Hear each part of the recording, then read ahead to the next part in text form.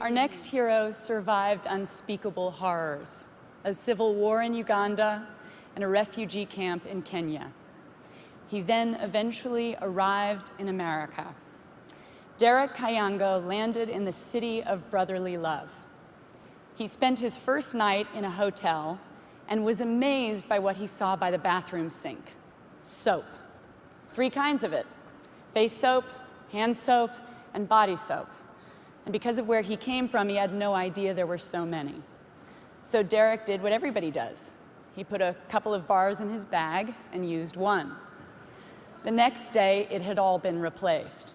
He quickly ran to the front desk, gave the bars back, and asked for his old soap. He thought they were charging him for it, and he couldn't afford it, of course. Then he realized what they were really doing. They were throwing it all away. And in that moment, Derreck had a life-saving idea.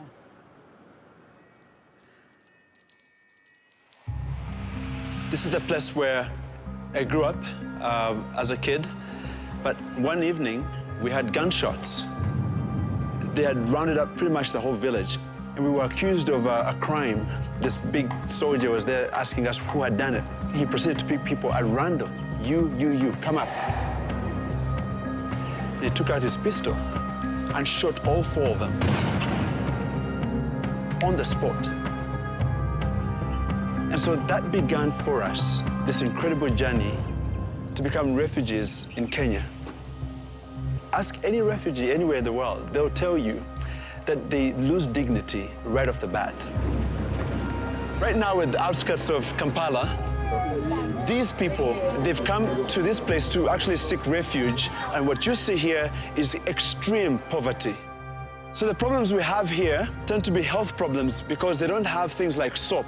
So what we've done as Global Soap Project is to bring some little bit of hope through a bar of soap. Isn't that great? We have 4.6 million hotel rooms in the US.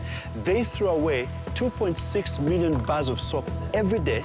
That is, in aggregate, 800 million bars of soap. In juxtaposition, we lose 2 million kids to diarrhea every year. I was livid. I said, how can we say there are no resources globally to fight disease when we are throwing away one of them? And that's how it all began. When I first started the whole project, I actually picked up soap with my truck from every hotel. And then we recycled that soap into a brand new bar that would then end up in the hands of the poorest of the poor.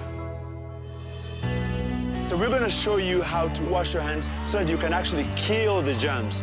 Do a good job. The ladies are looking at you, Mohammed. Do a good job. Let them. Health for me is the #1 challenge. Can you imagine? We don't have soap, and yet the biggest problem in the community is hygiene. This is God-given. That's what we are trying to fight. There's a side of this that is about tenacity and being solid as a human being, because you're going through a rough time and you've got to be tough. So we're bringing dignity, we're bringing hope, but most important of all, we're bringing good health. Very good. This is not a job, this is a mission. As a former refugee, I feel like I'm giving back to that community in a special way, in a real way.